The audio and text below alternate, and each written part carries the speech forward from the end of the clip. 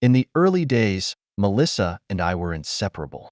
We'd met through work, both of us young, ambitious, and ready to take on the world. It didn't take long before people in our circle started referring to us as the power couple. And honestly, I'd gotten used to the title. We thrived on that shared energy, attending every company event, networking gathering, and out-of-town retreat as a team.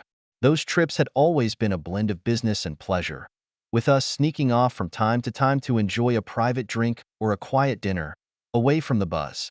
We had each other's backs in a way I thought was rock solid. But recently, something had shifted. Melissa had started going to these work retreats alone. The first time she brought it up, she said it like it was no big deal. "I think I'll just go solo this time, Alex," she'd said, not even looking up from her phone. "It might be good to focus, you know?" That was her reasoning. A chance to focus. I shrugged it off initially, thinking maybe she was right. After all, I didn't need to be there every time, right? But the change nagged at me. When Melissa would get back from these solo retreats, she'd have that phone glued to her hand, even in the middle of the night.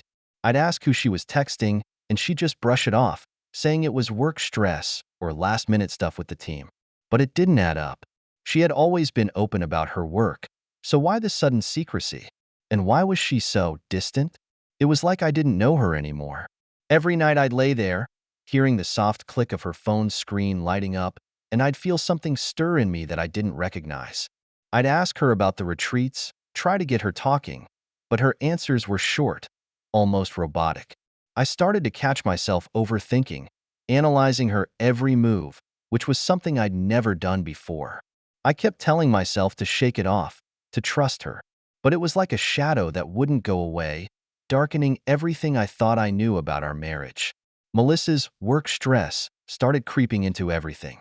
She'd be distracted at dinner, eyes flitting to her phone every few minutes, her responses to me growing more clipped. It felt like I was the stranger in the room, not her. She'd throw out excuses like, "It's just the way things are right now, Alex. The office is a madhouse." Or, "These retreats are draining, but they're important for the future." I'd nod, trying to believe it, but every word felt like it was meant to keep me at a distance. It didn't help that she'd started dressing differently for these retreats. I didn't want to read too much into it, but it was hard not to notice. Clothes that were a little sharper, skirts a bit shorter, new heels she'd never bothered with before. When I casually asked about it, she laughed it off, saying she just wanted to make a good impression. But there was something different in her laugh too, a forced brightness that felt off. And that nagging feeling inside me was growing stronger, turning from a quiet whisper to a gnawing ache. One night, after another retreat where she'd been gone for days, Melissa came home late, looking exhausted but off. She dropped her bag by the door, murmuring a quick, "Hey," before heading straight to the shower without a second glance. As the water ran, I noticed her phone on the kitchen counter, screen dim but lit with notifications. I shouldn't have looked, I knew that, but something inside me couldn't resist. I took a step closer, craning to see. Messages from someone listed as C. The conversation wasn't visible, but the string of notifications made my stomach twist. Who was C? And why was he or she messaging my wife so late? When she finally emerged from the bathroom, her face softened, as if she'd shed a layer of whatever burden she carried. She caught me looking at her phone, and for a moment, her eyes flashed with something unreadable. "You don't trust me?" she asked, her voice calm but with an edge that put me on the defensive. I shook my head, stumbling over my words, trying to brush it off, saying it was just a glance, nothing more. She didn't press further, but her smile was different, a tight, almost victorious curve of her lips before she turned away. From then on, it was as if she was intentionally leaving crumbs for me to follow, knowing exactly how much to reveal to keep me on edge. And each time she packed her bags for yet another retreat, I found myself wondering more and more who Melissa really was when she was away. The days went by, and Melissa's behavior only got stranger. She'd started staying later at the office, coming back home hours after the sun had set. When I asked her about it, she'd shrug and give me the same old line about work stress and long projects. But each time, there'd be a new piece to the story, a detail that didn't quite fit. She'd change her explanation, adding something she forgot to mention before. And each time, I'd feel like she was slipping further and further away, like she was someone I didn't recognize. One evening, I decided to test her a bit. Over dinner, I casually mentioned that I was thinking of taking a few days off work, maybe even joining her on the next retreat. Her reaction was instant, a flash of panic in her eyes before she quickly masked it with a forced smile. "Alex, you really don't need to," she said, almost too quickly. "These retreats aren't fun, trust me. It's all just boring meetings and team-building exercises. You'd be miserable." She laughed, trying to make it sound casual, but there was an edge to her words. That reaction hit me hard. In the past, she would have been thrilled at the idea of us spending more time together, but now it was as if the thought of me being there made her nervous. I tried to let it go, but something in her voice stuck with me. There was no warmth in it, no eagerness, just a cold, calculated response that felt more like a warning than an excuse. That night, lying in bed beside her, I found myself wide awake, my mind racing. I glanced over at her, watching her as she slept peacefully, her face relaxed and serene, while my own thoughts spiraled. It was like there were two versions of her, the one lying beside me and the one I was beginning to imagine, the one who vanished on these mysterious trips, slipping into a world I wasn't a part of. I needed to know the truth. Every instinct in me screamed that something was off, that there was a secret hidden beneath her carefully crafted explanations. I kept telling myself I was just being paranoid, that this was all in my head, but I couldn't shake the feeling that I was being played. There was no denying it anymore. I had to find out what was really going on, and if she wasn't going to tell me, I'd figure it out myself. The next morning, Melissa left early for work, barely saying goodbye. Her perfume lingered in the air, a faint, floral reminder that felt oddly taunting now. As I watched her drive away, an idea started forming in my mind. A plan, really. I wasn't going to confront her yet. I didn't have enough proof. No, this needed to be handled carefully. I'd find out the truth on my own terms, and she wouldn't see it coming. I decided to check her schedule, see if there were any upcoming retreats. I logged onto our shared calendar, a habit we'd started to stay organized with work events and travel. Sure enough, I spotted one in a few weeks, marked Team Leadership Retreat. Just seeing it there made my stomach clench. I could already picture her sitting in one of those stuffy conference rooms, but not alone, and the thought of her laughing, leaning in close with someone else, it lit something in me, something I didn't recognize. In the days leading up to the retreat, I kept an eye on her. I noticed every change, every odd behavior. Melissa was more guarded, more private than ever. She'd go to bed later, stay up on her phone, or take a walk around the block to clear her mind. I knew she could sense my suspicion, but she didn't ask questions. It was almost as if she didn't care, like she was too preoccupied with her own secret world to notice mine. Finally, the night before her retreat arrived, Melissa packed her bags as usual, tossing in clothes that seemed a little too polished for the supposed team-building exercises she'd mentioned. I watched her silently, letting her do her thing, playing the part of the oblivious husband. She gave me a quick kiss goodbye, her smile as thin and shallow as the excuses she'd been feeding me for weeks. As she walked out the door, a cold sense of finality settled over me. I had already made my own plans. Unbeknownst to her, I'd booked a room at the same hotel where the retreat was taking place, and I'd be there, watching every move, ready to catch her in the act. This was it. Whatever truth she was hiding, I was going to find it, and there'd be no turning back once I did. The drive to the hotel felt longer than it was. My hands gripped the wheel, knuckles white, as the weight of what I was about to do settled over me. I kept running through different scenarios in my head, picturing what I might find when I got there. I tried to prepare myself, but nothing felt real yet. I was in a strange place, caught between anger, betrayal, and some grim anticipation that was hard to describe. I wasn't sure if I wanted to find proof, or if part of me still hoped I was wrong. I arrived at the hotel early, parked in the back lot, and slipped in through a side entrance to avoid being seen. I knew Melissa wouldn't be expecting me, and I wanted to keep it that way. The hotel lobby was bustling with people checking in, carrying briefcases and bags with the company's logo. I scanned the crowd, looking for her familiar face, but saw no sign of her. I checked into my room, a few floors down from where I knew she'd be staying. The room was small, plain, and the walls felt like they were closing in on me. I'd barely dropped my bag on the floor before I started pacing, glancing out the window at the parking lot below. I decided to wait, watch, and keep my eyes open for any hint of her presence. But my patience was wearing thin, and the hours felt like they were crawling by. Finally, I caught a glimpse of her. I'd ventured down to the lobby, keeping to the shadows, when she walked in through the front doors. She looked different, more put together, more polished, and there was a look in her eyes that I hadn't seen in a long time. She scanned the room, a faint smile on her face as if she was looking forward to something or someone. And then he appeared. A man, sharp-dressed and confident, walking up to her with a grin that made my blood boil.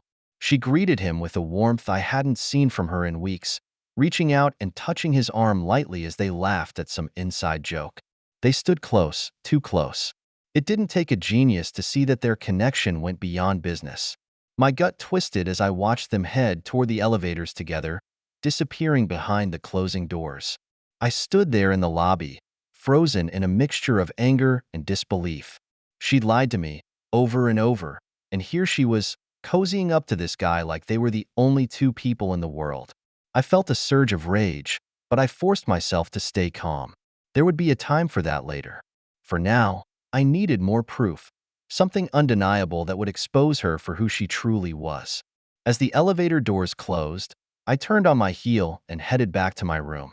I was in this now, all the way, and I wasn't about to let her walk away unscathed.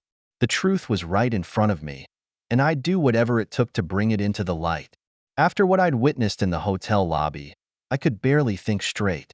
Every rational thought had been burned up, replaced by a single, unshakable resolve. I would find out everything.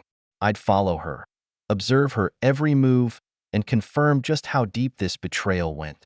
Melissa's so-called team retreat was set to run for 3 days. I'd already cleared my schedule, made arrangements so that I'd have nothing pulling me back. I wanted nothing left to chance. Every little detail was planned, down to my room number, strategically placed on the same floor as hers but at the far end of the hall. I figured that way, I'd be close enough to see but far enough to stay unnoticed. The morning after their first encounter, I rose early and positioned myself in the lobby.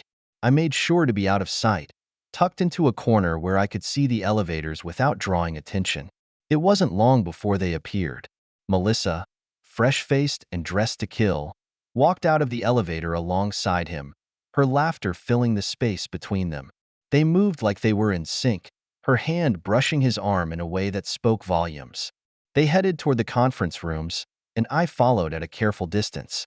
I watched them settle at a table, leaning in close and sharing what looked like an intimate conversation.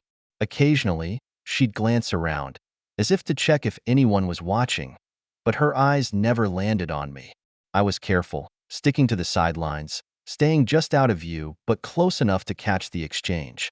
My heart pounded as I watched, every laugh and shared glance between them adding fuel to the fire that was building inside me. Hours passed, and I kept my distance, shadowing their every move.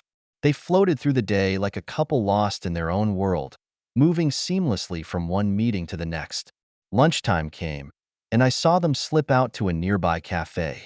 They were all smiles, looking more like lovers than colleagues. Melissa didn't know I was there, lurking just across the street, watching every move they made. By evening, as the workday came to a close, my patience was hanging by a thread. But I knew I couldn't blow my cover. I needed undeniable proof, something I could confront her with, something she couldn't twist or deny. Then, just as I was about to head back to my room, I saw them again. They were slipping out a side door, moving quickly, like they didn't want to be seen. He held the door open for her, his hand brushing her back as they left, and I felt a surge of anger rise within me. They were heading somewhere out of sight, and I knew I couldn't let them vanish again. I slipped out of the lobby and followed them, keeping to the shadows as they walked down a quiet hallway that led toward the back of the hotel. They were laughing softly, their voices blending into the low hum of distant conversations and background music. At one point, Melissa reached out, resting her hand on his arm as they stopped near a door marked private. He flashed a keycard, and with a quiet click, the door opened, and they disappeared inside. My hands clenched into fists. It was taking every ounce of control I had not to storm down that hallway and rip open the door. But I wasn't here for a showdown. I needed proof. Proof that would end this web of lies she'd been spinning around me. I crept closer, stopping just before the door, and strained to hear any sounds from within. Voices, muffled laughter. It was faint but undeniable. I didn't move for what felt like an eternity. My mind raced, filled with images of what they might be doing in there. The thought alone was enough to turn my stomach, but I knew I had to stay calm, stay focused. I took a few deep breaths, forcing myself to step back. Barging in now would accomplish nothing. I needed patience and a plan. I pulled out my phone and took a quick photo of the door. It wasn't much, but it was a start. As I tucked the phone back into my pocket, I knew this wasn't over. Tomorrow, I'd find a way to get closer, to capture something irrefutable. I headed back to my room, my mind racing, every muscle tense. I'd barely gotten through the door before I found myself pacing, my footsteps echoing against the sterile walls. I replayed everything I'd seen, every touch, every laugh, the way she looked at him, like he was the only one in the room. That thought alone cut deeper than anything. She used to look at me that way, once upon a time. Sleep was out of the question that night. I sat by the window, staring out at the darkened parking lot below, waiting for morning. I felt a strange sense of calm settle over me, as if I'd crossed some invisible line. There was no going back now. Whatever the cost, I was going to bring this whole thing crashing down. Morning came slowly, the pale light creeping over the horizon as if it, too, was hesitant to face the day. I hadn't slept a wink, but I felt strangely alert, every nerve on edge as I prepared for what was to come. I knew today would be crucial. If I didn't get solid proof now, I might lose my chance. I wasn't about to let that happen. Around mid-morning, I returned to my spot in the lobby, positioning myself where I could see the elevator bank. I didn't have to wait long. Soon enough, Melissa and her colleague appeared, walking side by side, looking far too comfortable with each other. Today, they both seemed a little too relaxed, like two people sharing an inside joke only they understood. They made their way to the hotel restaurant, and I followed them at a distance. I took a seat nearby, close enough to overhear snatches of their conversation. It was all light, teasing banter, nothing obviously incriminating. But the way they spoke to each other made my skin crawl. Melissa laughed a little too loudly, her hand resting on his arm as they chatted like it was the most natural thing in the world. I forced myself to sit there, watching as they enjoyed their breakfast together. It felt like a slap in the face, seeing her share these moments with him, moments that used to be ours. But I had to keep my emotions in check. The last thing I needed was to draw attention to myself. I needed to stay under the radar, to remain invisible until the time was right. After breakfast, they headed out to a conference room down the hall. I followed from a distance, snapping a few more photos whenever I could. It felt surreal, documenting the unraveling of my own marriage like some private investigator. But I knew that this evidence would be my shield, my protection against her lies. I'd have something undeniable, something she couldn't talk her way out of. The hours dragged on as they moved from one session to the next, always side by side. I followed, observed, waited, and as the day wore on, my patience began to pay off. I caught a few stolen glances between them, lingering touches that lingered just a second too long, and that sly smile she only seemed to flash when she thought no one was watching. I documented it all, every interaction, every look, building my case piece by piece. As evening approached, I returned to my room, reviewing everything I'd gathered so far. But it wasn't enough, not yet. I needed something more, something that would leave no room for excuses or denials. Tomorrow, I told myself, tomorrow, I would get the proof that would end this charade once and for all. The next morning, I was up early, nerves raw as I prepared for what I knew would be a decisive day. I watched the elevators closely from my usual spot, my pulse quickening as I spotted Melissa and her companion descending together. They looked well-rested, at ease. She wore a dark dress that hugged her figure, with an air of confidence that felt painfully foreign to me now. Whatever guilt she might have felt, if any, was hidden beneath a mask of practiced ease. They made their way through the lobby, laughing about something I couldn't hear, and I fell in behind them, careful not to draw any attention. I trailed them as they stepped out onto the street and made their way toward a nearby cafe, one of those quiet, tucked-away places. They settled into a corner booth, her hand resting casually on his as they ordered. She leaned in close, laughing at his whispered words. They looked like any other couple, comfortable and at ease, completely oblivious to the world around them. As I watched from my seat at the bar, a wave of cold anger surged through me. This was the woman I'd once trusted, the woman who had promised me loyalty, love, and honesty. But there she was, laughing with another man as if nothing else mattered. I knew that this was it. I needed something concrete, undeniable proof that would expose her for the fraud she was. I waited until they left the cafe, staying a few steps behind as they walked back to the hotel. The two of them slipped in through a side door, out of sight from the main entrance. I followed, careful to remain unseen. They moved through the dimly lit hallway, whispering and laughing softly, and I felt my anger build with every step. I knew exactly where they were headed, the private room I'd seen them enter before. This time, I was ready. I'd already checked the hallways earlier, and I knew there was a small service room nearby. I slipped into it, positioning myself just close enough to hear their muffled voices. My phone was ready, camera set to record as I edged the door open just a crack. Moments later, I heard their voices, low, intimate. His murmured words were followed by her soft laugh, and the sound of footsteps moving further inside the room. I couldn't see them, but the audio alone would be enough. Enough to confront her, to expose the lies she'd buried beneath layers of charm and deceit. I listened, waiting, documenting every word, every sound that slipped through the thin walls. It was all I needed, the final piece to the puzzle. With this, I had her cornered. She could try to deny it all she wanted, but I'd have proof. I'd finally have the truth in my hands. As I returned to my room, a strange calm washed over me. The anger was still there, simmering beneath the surface, but now it had direction, purpose. I knew exactly what I needed to do next, and I was ready to confront her, to expose the truth in a way she'd never forget.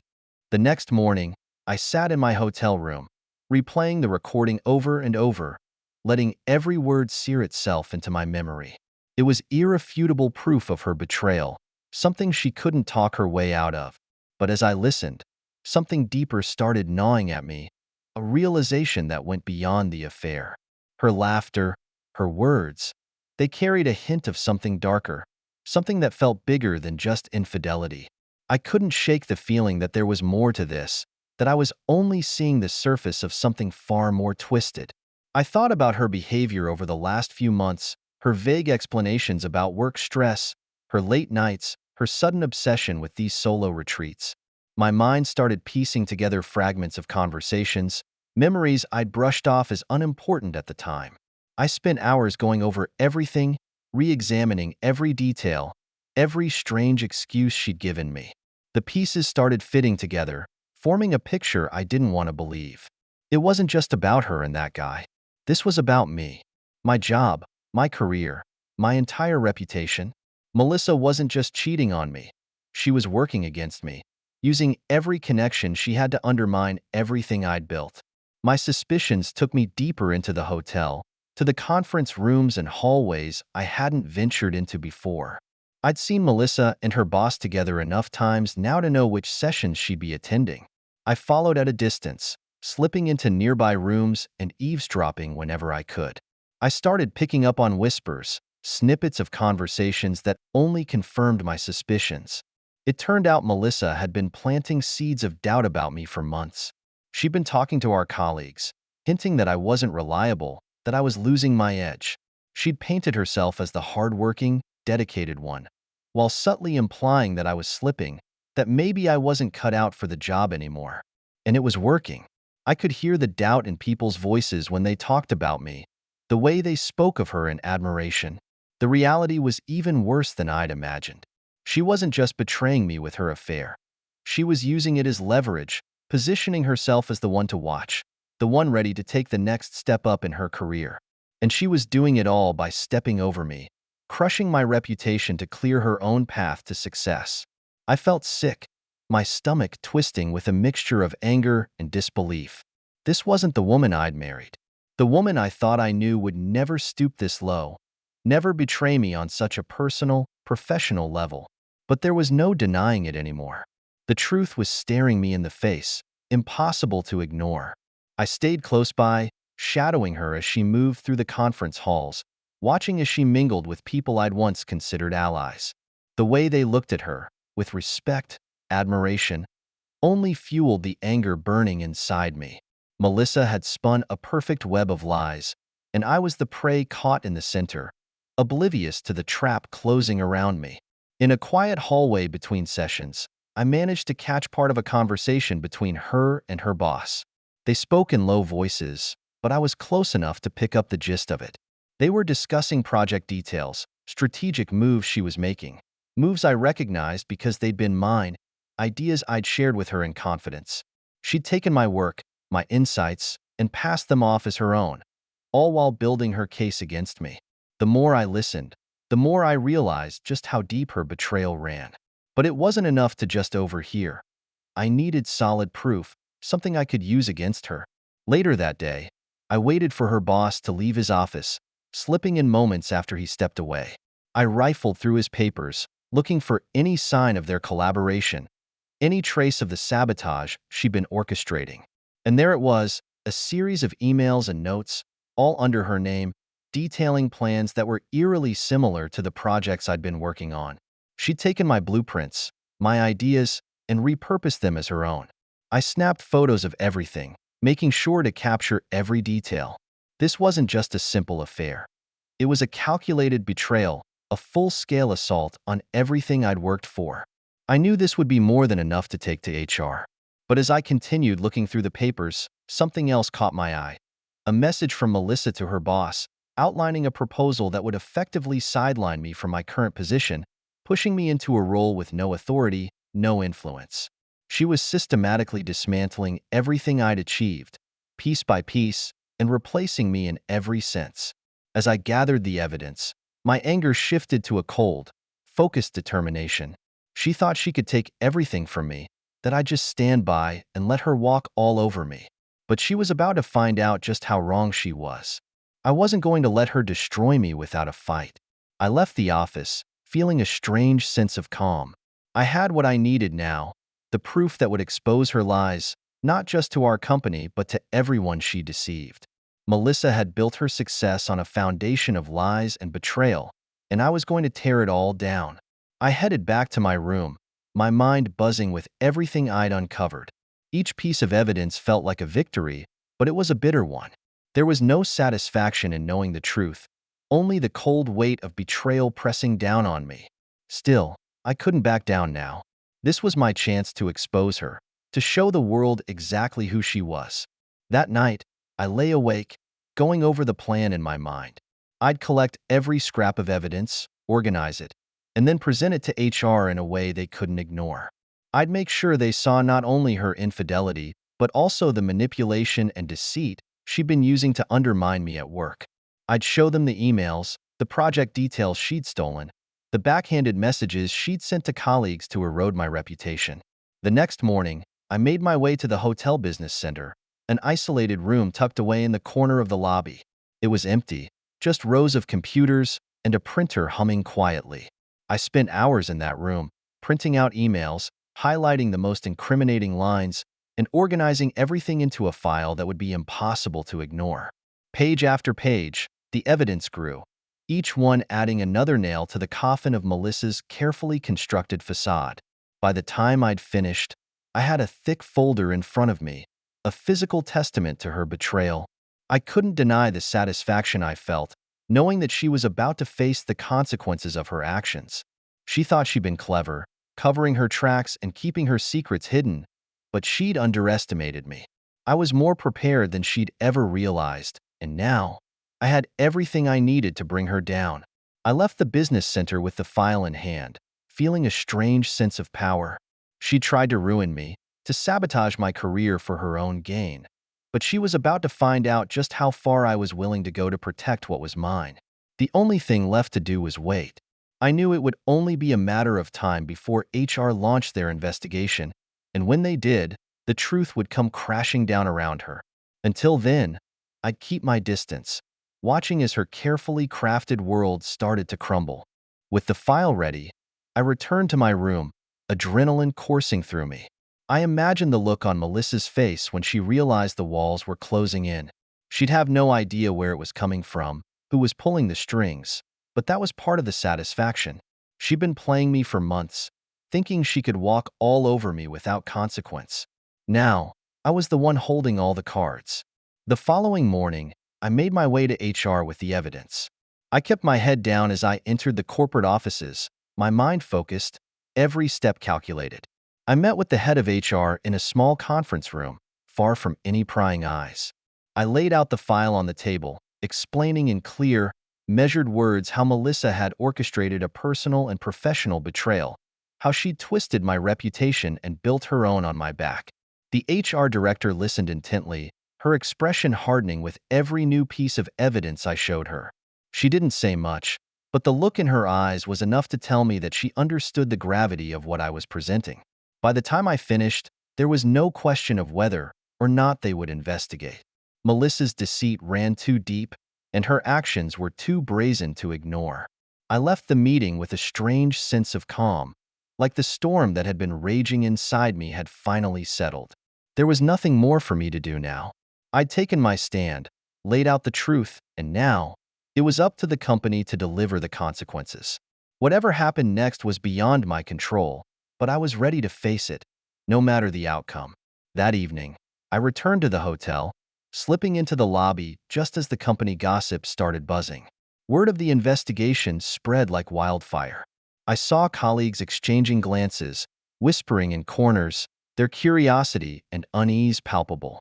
Melissa's carefully crafted image was unraveling, and there was no way for her to stop it. The last thing I did before leaving the hotel was watch her from a distance, one final time. She was standing alone, her face pale, her expression a mix of confusion and fear as she realized that her perfect little world was crumbling. I felt a cold satisfaction wash over me as I turned and walked away, knowing that the worst was still to come. The fallout from the HR investigation began almost immediately. I heard whispers in the hallways, people discussing rumors and speculations, but the truth hadn't fully hit the company yet. HR was discreet, handling the situation behind closed doors, but word started to leak out. Colleagues cast sideways glances at Melissa, conversations stopped abruptly when she entered a room, and her usual confident stride had taken on a new, strained quality. A few days later, I received a formal notice from HR requesting that I come in for a follow-up meeting. I knew this was my chance to deliver the final blow. I brought everything with me: photos, recordings, printed emails. My evidence was complete, a damning collection of proof that would leave no doubt about the betrayal, deceit, and unethical behavior Melissa and her boss had engaged in. When I walked into the HR director's office, I was greeted with a serious nod. She'd gone through my initial report, but now she wanted to see the full scope of the betrayal.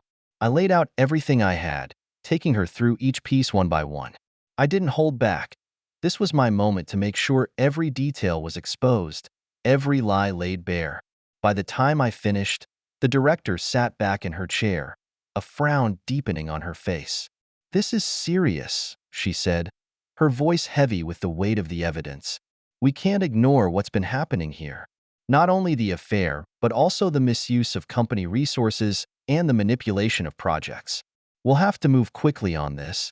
As I left the office, I knew the wheels were finally in motion.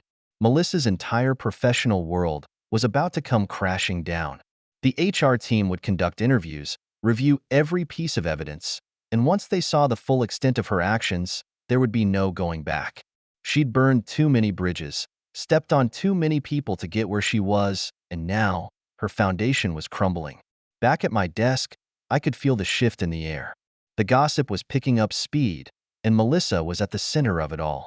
She was no longer the respected figure she pretended to be. Now, she was the woman under investigation.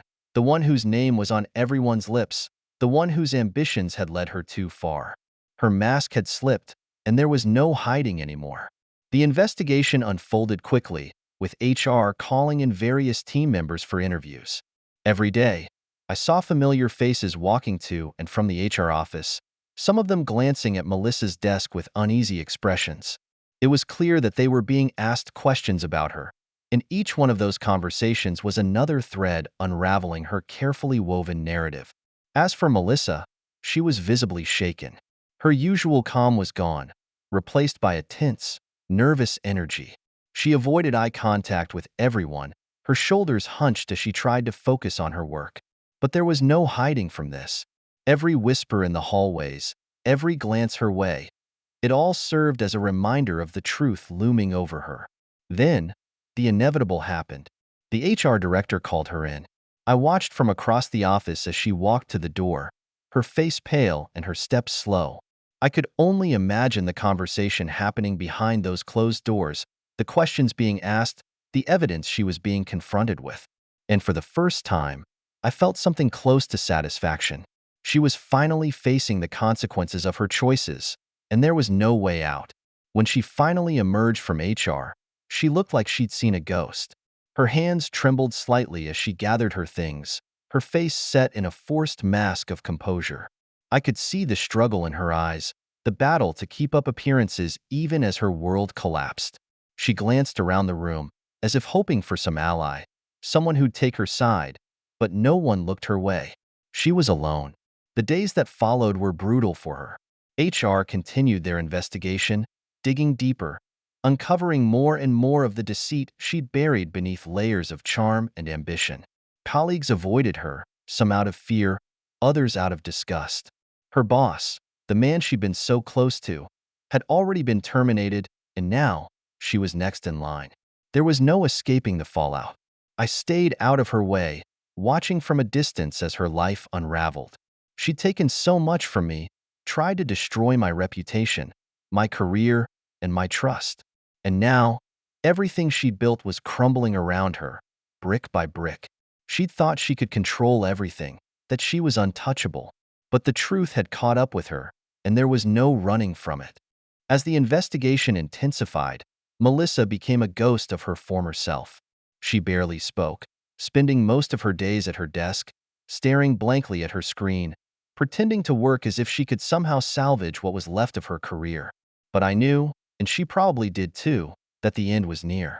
Her once commanding presence in the office had crumbled, replaced by a haunted look in her eyes and the quiet desperation of someone trying to hold onto something already slipping through their fingers. HR was thorough, leaving no stone unturned. They were going through everything: emails, phone records, project files, pulling apart every detail to reveal the truth about her manipulation, deceit, and unprofessional behavior. Her colleagues had turned against her, giving statements about her attitude, her favoritism, and her questionable methods. With each passing day, the whispers grew louder, the speculation more intense. It was only a matter of time. Then, finally, the hammer dropped. Melissa was called into HR for what I knew would be the last time. She looked defeated, shoulders slumped, her once confident stride reduced to a slow shuffle. I watched her go, a strange sense of finality settling over me. All her lies, her manipulation, it was all coming to an end, and she had no one to blame but herself. The meeting lasted over an hour, and when she finally emerged, she looked shattered. Her face was pale, her hands shaking as she clutched a manila envelope, likely the formal notice of her termination. She didn't even try to look composed this time. There was no use. Her secret life, her betrayal, everything she built on lies, was over. She didn't say a word to anyone as she walked back to her desk, gathered her things in silence, and left the office without looking back. For the first time in months, I felt a weight lift from my shoulders. She was gone. The woman who had betrayed me, the one who had turned my life into a nightmare, was finally out of my life. The fallout from her actions had been swift and brutal, leaving her with nothing but the ruins of a reputation she'd sacrificed everything to build. As the door closed behind her, a strange calm washed over me. The chaos, the lies, the betrayal, It was all in the past now. I was free from her manipulation, her deceit, and the toxic web she tried to trap me in. And as I returned to my work, I knew that this was the beginning of something new, a chance to rebuild, to move forward without the weight of her lies holding me back. Over the next few days, the office gradually returned to normal, though Melissa's departure left a noticeable shift in the atmosphere. People spoke freely again, no longer holding back in their conversations, no longer walking on eggshells around her. Her absence felt like a weight had been lifted, and even those who hadn't been directly affected by her scheming could sense the change. The fear, the tension she'd instilled in so many, was finally gone. HR officially announced her termination in a company-wide email, explaining it vaguely as a result of unprofessional conduct and ethical breaches. It was a short, clinical statement, but it carried the full weight of her downfall. I could see the smirks, the subtle nods of approval from my colleagues. Melissa had underestimated everyone, thinking she could manipulate her way to the top without consequences. But now, her name was a cautionary tale, a reminder of the price of deceit. Despite the satisfaction of seeing justice served, I wasn't celebrating. The whole ordeal had taken a toll on me, leaving scars that wouldn't fade easily. I'd lost a partner, someone I'd trusted, someone I'd thought I knew. But as painful as it was, I knew that cutting her out of my life was the only path forward. The woman she had revealed herself to be wasn't the person I'd married, and there was no room for someone like that in my life. After a few weeks, things started to settle. My own reputation, damaged though it had been, began to mend as people realized the extent of her betrayal. My work spoke for itself, and with her influence gone, I was finally able to rebuild, piece by piece. The silence in the office halls no longer felt ominous. It was peaceful, a reminder that the storm had passed and that I'd come out the other side. Looking back, I knew I'd done what I had to do. Exposing her had been painful, but necessary. It was the only way to reclaim what she'd taken from me, to make sure that her lies didn't destroy me along with her. And though the road ahead wasn't easy, I was ready to face it, knowing I'd left her deception in the past where it belonged.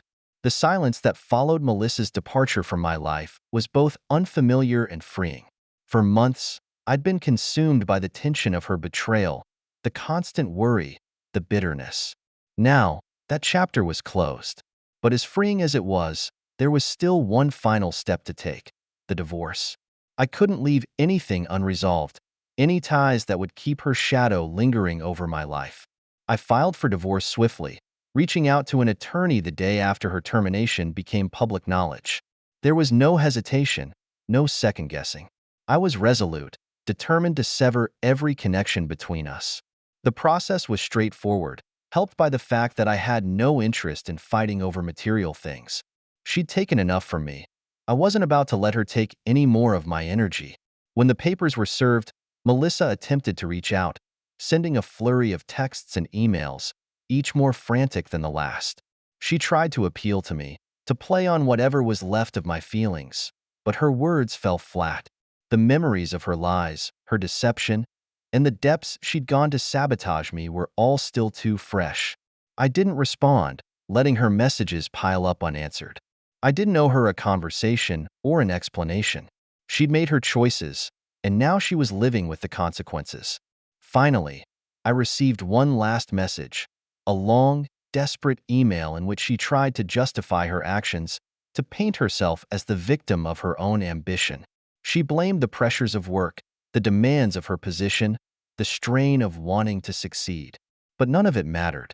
The damage was done, and no amount of justification could change the reality of what she'd done to us.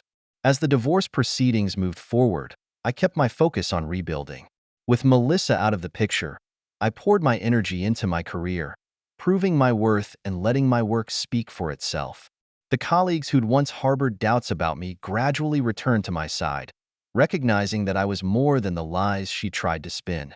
Melissa's attempts to reach out eventually died down, replaced by silence as the divorce process went through its final stages. I imagined the reality of her situation finally sank in, that there was no coming back from what she'd done. The professional world she'd once thrived in had turned its back on her. Former colleagues distanced themselves, either out of anger or self-preservation, unwilling to be associated with her downfall. The final court date arrived, a cold, gray morning that seemed fitting for the end of a marriage built on lies. Melissa was there, looking worn and hollow, a shadow of the confident woman I once knew. She didn't meet my eyes as we signed the papers, each stroke of the pen another layer of closure. When it was done, we exchanged no words. There was nothing left to say, no feelings worth salvaging. I walked out of that courtroom feeling a weight lift from my shoulders, knowing I was finally free. The weeks that followed were a strange mix of relief and sadness. I'd lost a part of my life, a relationship I'd invested years in, but I'd also gained something invaluable, a renewed sense of purpose and a life unburdened by deceit.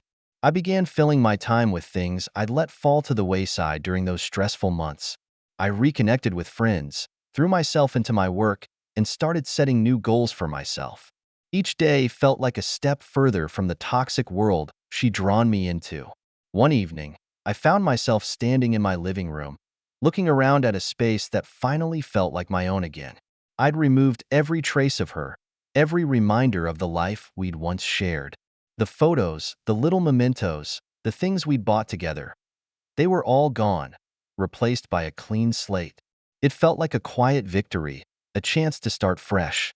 As the months passed, I found strength in the scars, using them as reminders of the lessons I'd learned.